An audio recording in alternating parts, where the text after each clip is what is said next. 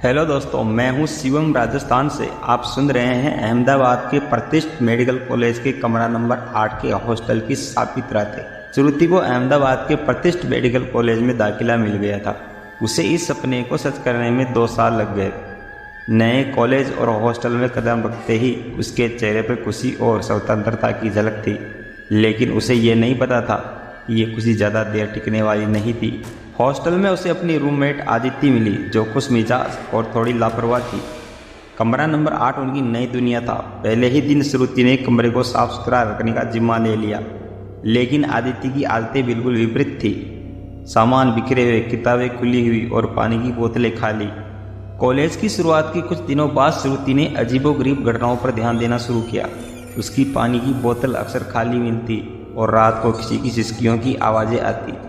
उसने सोचा कि उसकी थकावट का नतीजा होगा, पर जैसे जैसे दिन बीतते गए घटनाएं बढ़ती गई।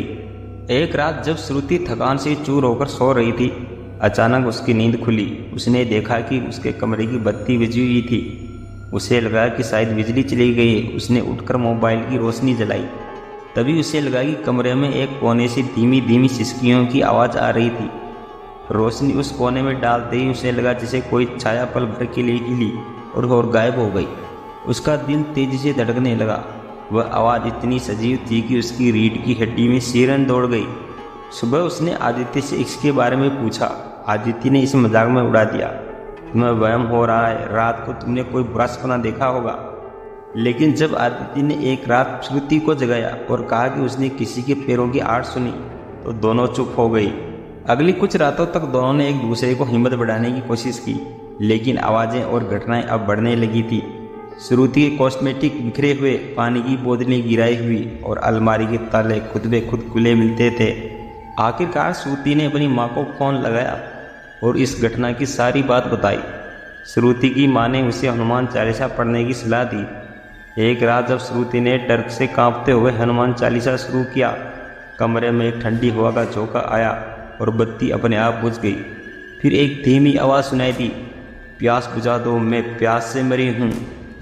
आवाज़ इतनी साफ थी कि श्रुति की चीख निकल गई। उसने देखा कि अलमीरा खुद ब खुद खुल रहा था और उसमें से किसी का चेहरा झांक रहा था, नोचा फटा हुआ, खून से लथपथ। उसने एकदम से आदित्य को उठाया और दोनों दरवाजे की ओर दौड़ी, पर दरवाज़ा बंद हो गया। अगली सुबह वार्डन को सारी बात बताई गई। वार्डन ने उस कमरे के इतिहास के बारे में कुछ भी बताने से मना कर दिया, पर कॉलेज की एक पुरानी स्टाफ ने बताया कि उस कमरे में कभी एक लड़की की रैगिंग के दौरान बंद कर दिया गया था। उसके शव को 3 दिन के बाद ही खोजा गया था, जब हॉस्टल में बदबू फैली हुई थी। उसके पास एक गिलास और चेहरे पर नोचने के निशान थे। श्रुति ने अपनी आंखों से देखा था कि उसके अलमीरा से एक चेहरा झांक रहा था। तांत्रिक के आने के बाद उस आत्मा को आखिरकार मुक्ति दी गई। तांत्रिका ने कहा कि यह आत्मा सिर्फ अपनी प्यास और दर्द का बयान करने आई थी। इसके गुनहगार आज भी जीवित है। उसके बाद हरे सूट वाली वह सीनियर सामने आई और रोते हुए अपनी गलती कबूल की। उसके बाद सबने हवा का झोंका महसूस किया, अब वहाँ पर नहीं थी। रैगिंग की भयानक परिणाम सामने था, जो हॉस्टल के कमरे में दबा ही रह जाता। पर नहीं, अपराध कभी न कभी सिर उठाकर सामने आ ही जाता है।